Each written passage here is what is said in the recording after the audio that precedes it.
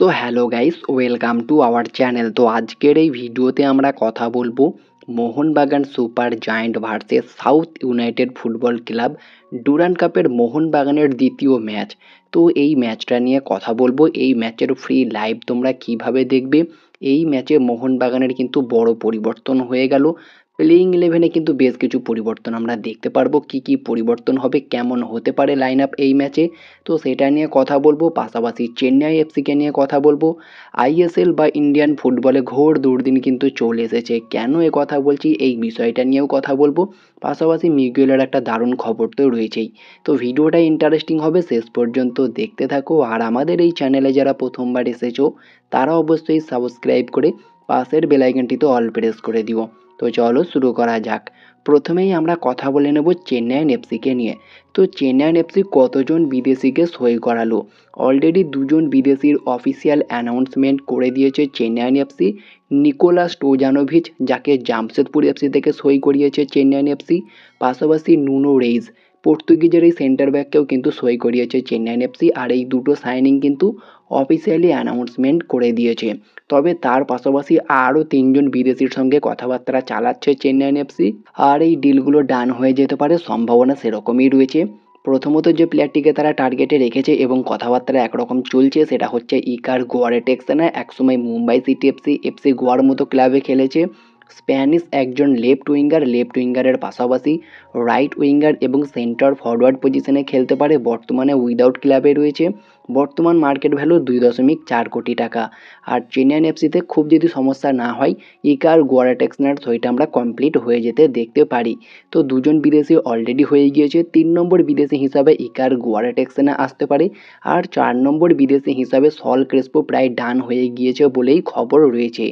একজন Spanish central midfielder, বর্তমান market value 2.6 কোটি টাকা। ইস্ট বেঙ্গল তাকে ছেড়ে দিচ্ছে, অলরেডি কনফার্ম হয়ে গিয়েছে।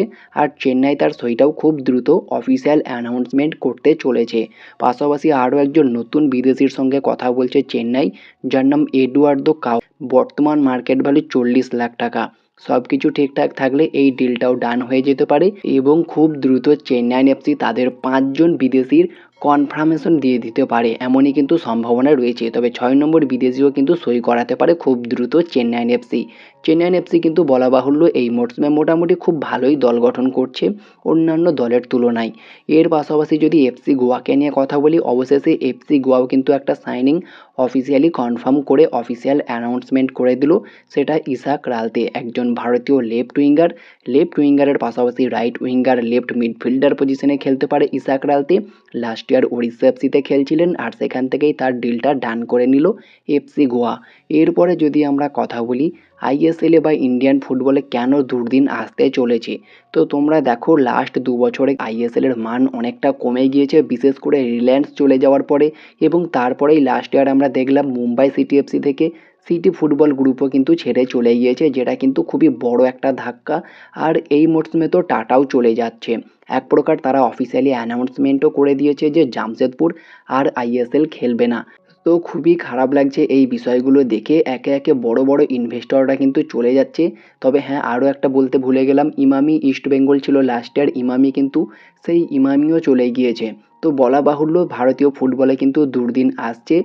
ভারতীয় ফুটবলে বা ইন্ডিয়ান সুপার লিগের যে জৌলুস ছিল সেটা কিন্তু আমরা ধরে রাখতে পারছি না। তো খুবই একটা ব্যর্থতা বলা যায়, দেখা যাক পরবর্তীতে কি হয়। যদিও ক্লাব জোট কিন্তু একটা দায়িত্ব নিয়েছে, আশা করব সব কিছু ঠিকঠাক হবে এবং পুরনো যেরকম আমরা আইএসএল দেখতে পেতাম একটা ঝাঁ চকচকে, সেটা হয়তো আমরা আবারও ফিরে পেতে পারি। এরপরে যদি আমরা কথা বলি মোহনবাগান সুপার জায়ান্টকে নিয়ে, তো মোহনবাগান সুপার জায়ান্ট আজকে সাউথ ইউনাইটেড ফুটবল ক্লাবের সঙ্গে খেলতে নামছে সন্ধ্যা 7টার সময়। আর এই ম্যাচটা বিবেকানন্দ জওহরদি ক্রীড়াঙ্গন স্টেডিয়ামে হবে। আর এই ম্যাচের লাইভ তোমরা কোথায় কিভাবে দেখবে? সনি লিভ অ্যাপে এবং সনি স্পোর্টস নেটওয়ার্ক এই চ্যানেলে তোমরা টিভিতে দেখতে পারবে, আর সনি লিভ অ্যাপে মোবাইলে দেখতে পারবে। তবে সনি লিভ অ্যাপে কিন্তু সাবস্ক্রিপশন নিতে বলছে, যেটা আমি বারবার ট্রাই করে দেখার পর বুঝতে পেরেছি। তবে একদম ফ্রিতে দেখার জন্য কিছু করতে হবে না, তোমরা জাস্ট এই চ্যানেলটা সাবস্ক্রাইব করে রাখো।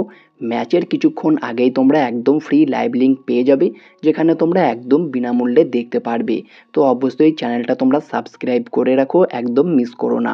আর যদি আমরা কথা বলি এই ম্যাচে মোহনবাগান কী পরিবর্তন করছে, কেমন লাইন আপ নামাচ্ছে, তো একটাই বড় পরিবর্তন হচ্ছে আপুইয়া চোটের কারণে খেলতে পারবে না। তো সেখানে একটা বড় পরিবর্তন হবে, আপুইয়ার জায়গায় মেনলি দীপক তাংড়িকে আমরা দেখতে পারি। তো যদি ফরমেশন এবং লাইন আপ নিয়ে কথা বলি 4-2-3-1 এই ফরমেশনে মেবি যেতে পারে। আর 4-2-3-1 ফরমেশনে মোহনবাগানের লাইন আপ হতে পারে আমার মতে অনেকটা এই রকম। আলবার্তোকে আমি এই মুহূর্তে রাখছি না, যেটা লাস্ট ভিডিওতে রেখেছিলাম। তবে এখন পরিস্থিতি অনুযায়ী আমি লাইন আপটা সাজাচ্ছি। আলবার্তোকে না রেখে একটাই বিদেশিকে ইউজ করছি এই প্লেয়িং 11-এ। তো গোলকিপারে বিশাল কায়েত, 4জন ডিফেন্ডারে, লেফট ব্যাকে সুভাশিস বোস, রাইট ব্যাকে টেকচাম, অভিষেক সিং, 2জন সেন্টার ব্যাকে। দুর্দান্ত যুগলবন্দিতে আমরা দেখেছিলাম ডার্বি ম্যাচে, সেটা হচ্ছে রাহুল ভেকে, মেহতাব সিং। তাদের দুজনকে আমরা সেন্টার ব্যাক হিসাবে দেখতে পারবো। 2জন ডিফেন্সিভ মিডফিল্ডে অনিরুদ্ধ থাপা সঙ্গে আপুইয়া থাকার কথা ছিল, সেই জায়গায় খেলতে পারবে না চোটের কারণে। তো অবশ্যই এই জায়গাটা দীপক তাংড়ি থাকবে। আর লেফট উইঙ্গার থেকে লিস্টন কোলাসো, রাইট উইঙ্গার থেকে মনবীর সিং, অ্যাটাকিং মিডফিল্ডে সাহাল আব্দুল সামাদ, আর একদম সেন্টার ফরওয়ার্ডে ড্রাজিজকে আমরা দেখতে পারবো। ডেজান ড্রাজিজকে আমরা এই ম্যাচে প্রথম থেকেই খেলতে দেখতে পারবো। ড্রাজিজ কিন্তু এফসি গোয়াতে ফরওয়ার্ড পজিশনেও খেলেছে, মানে সেন্টার ফরওয়ার্ডের কথা বলছি। তবে তিনি মেনলি লেফট উইং থেকে খেলতে ভালোবাসেন। তবে এখানে প্লেয়িং 11 অনেক পরিবর্তনও হবে ম্যাচ চলাকালীন।